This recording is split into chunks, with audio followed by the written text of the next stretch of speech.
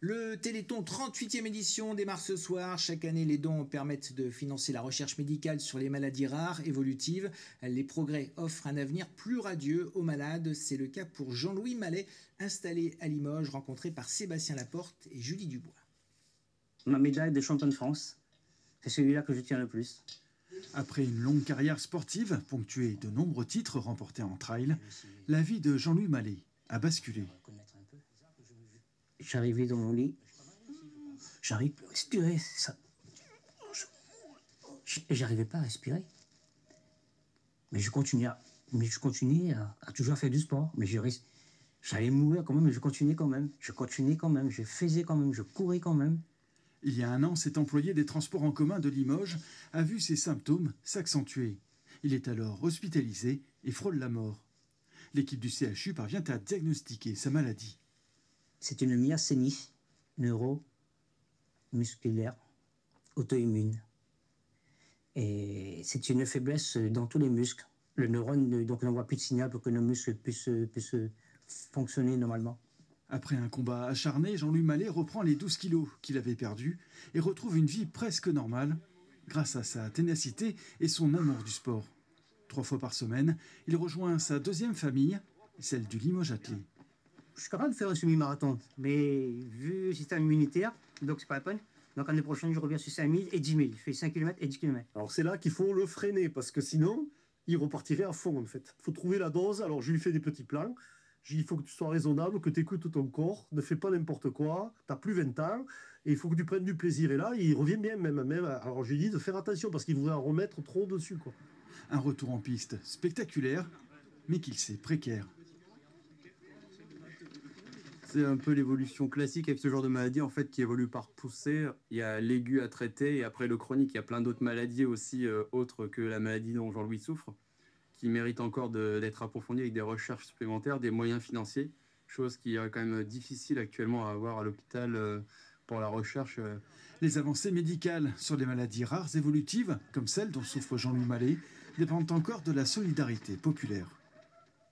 Marcel Rivière, bonjour. Vous êtes le référent du Téléthon en Haute-Vienne depuis des années. Une nouvelle édition, je lisais, quelle est la particularité, la thématique de cette année? Vous le voyez sur le plateau, c'est le casque. En fait, vous avez évoqué Notre-Dame.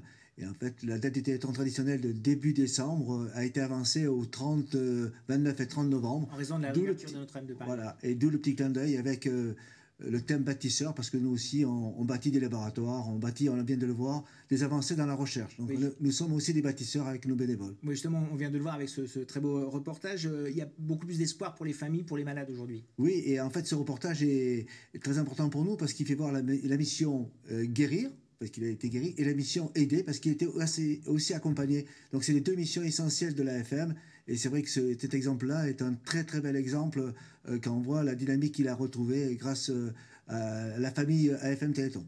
Les Limousins sont toujours très généreux pour les dons. Oui, et l'année dernière, plus de 570 000, ce qui est un record. Depuis l'existence du Téléthon Haute-Vienne, c'est la plus grosse collecte.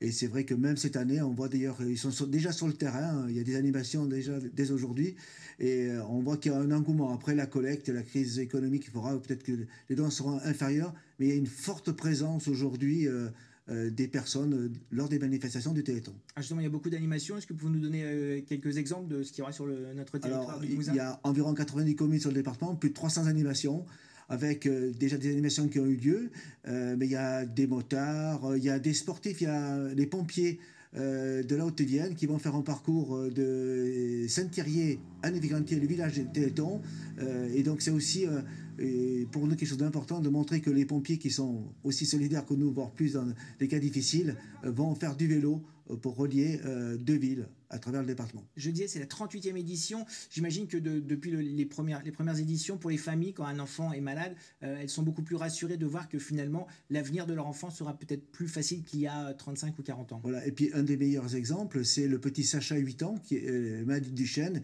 qui a eu un vaccin qui arrive à remarcher, donc à voir si les progrès seront continuels. Mais en fait, c'est ce qui a fait démarrer l'AFM Téléthon, donc en 58 par la famille de Kepler et en 1987 par Bernard Barato. C'était pour cette même maladie. Et aujourd'hui, on a les premiers résultats concrets pour le petit Sacha, qui est un très bel exemple de réussite Mais il faut continuer le combat. On l'a vu, les chercheurs, ils parlent de finances et donc on a besoin de collecte pour faire avancer la recherche. Et justement, on peut appeler donc toujours le fameux 3637. On peut aller aussi sur les réseaux sociaux, sur Internet pour faire des dons. Un Téléthon à suivre, bien sûr, dès ce soir à 18h30 sur France Télévisions, qui est présent depuis le début de cette belle aventure. Et puis à 19h15 dans notre journal régional, nous serons en direct pour une page spéciale depuis Neuvik, entier, une des communes les plus généreuses dans la région, je crois. Tout à fait. Merci beaucoup, Marcel Ribière. Merci. Les 13 000 spectateurs du Stadium n'ont pas regretté leur soirée. Hier, le CAB a remporté le choc de la journée face à Montauban. Le score 37-22, le bonus offensif dans la